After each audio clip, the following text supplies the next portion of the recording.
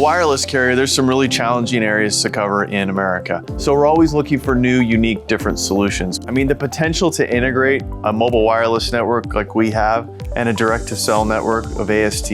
I can carry any cell phone and it can be connected to the satellite network. What a terrific opportunity. My name is Chris Samar. I'm the president of AT&T Network.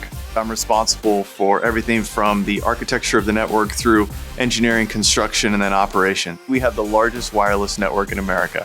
We cover more square miles than any other wireless company. We have over 100 million families connected. We help them stay connected every day. 2.5 million companies in the US and globally, and 4 million first responders rely on us for their connectivity needs. AT&T's core mission is connecting people. It's really pretty simple. We've been doing it for over 140 years, back when the first phone call was made, and obviously we've come a long way since then. The reality is it's impossible to cover every square inch of America with any single technology, but we believe we can come really, really close with the combination of terrestrial networks and direct-to-cell satellite networks. And we think that this relationship with AST is going to give us the ability to do that, really extend our network to a lot of different areas that we won't necessarily connect to today.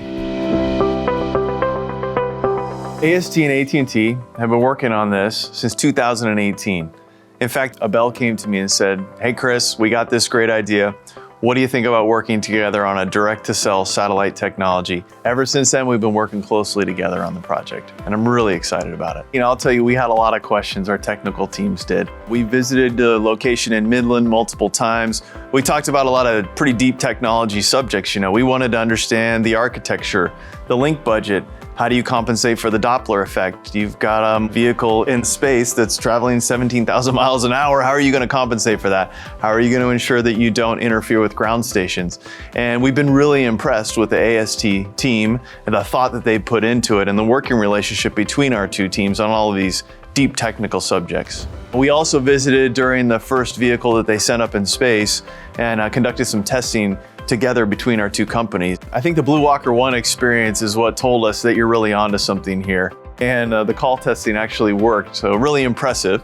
And I think that's when the AT&T team really started to buy in and believe that these folks are onto something. They've got some really smart engineers over there, and it's been a great collaboration. 4, 3, 2, 1, ignition, and lift off of Falcon 9. Go Blue Walker 3.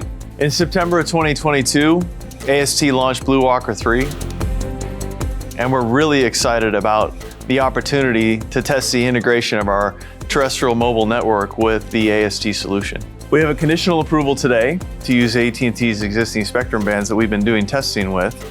And I will tell you that we have a very supportive FCC and US government when it comes to ventures that are connecting the unconnected. I think there's some great potential in the Blue Walker 3 mission, some things that we haven't even imagined yet. Just imagine the peace of mind that we can give consumers, first responders after disasters, remote agriculture, remote machinery, and then there's another whole host of possibilities out there that we can look at.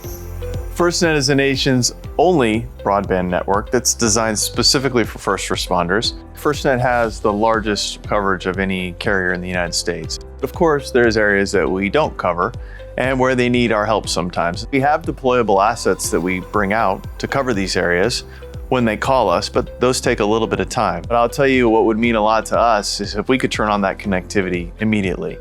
And the space-based mobile network that AST is building, just imagine the possibility when they need coverage, it's immediately there.